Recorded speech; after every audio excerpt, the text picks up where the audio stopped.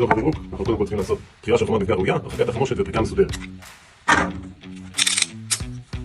אז, ניגש לפירוק. איך מתחילים? לוקחים את הצינה לאחור, על עצר המחלק. יש לנו כאן את הכפתור הזה, מזיזים אותו עד הסוף שמאלה. וחושפים את הפין כאן. עובדים עצר המחלק, ואז לוקחים מעט את המחלק לאחור. בעזרת עט, אנחנו ניקח פה, יש מגרעת בפין, בעזרת עט, או ציפורניים, לי אין ציפורניים. נעשה בדיוק את הצד העגול מעל הפין, וניתן דחיפה לאחור.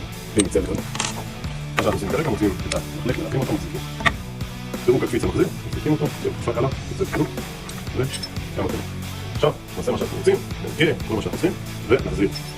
הנה נכנס דחיפה קלה מאחורה, יושב בתוך המגרעת שלו.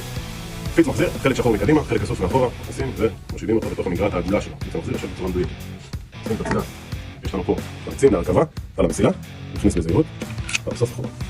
ועכשיו מה שאנחנו עושים ככה. מביאים את החלונית פה, ממש ממול, מורידים את הנשק למטה, ולמה אנחנו מורידים אותו למטה?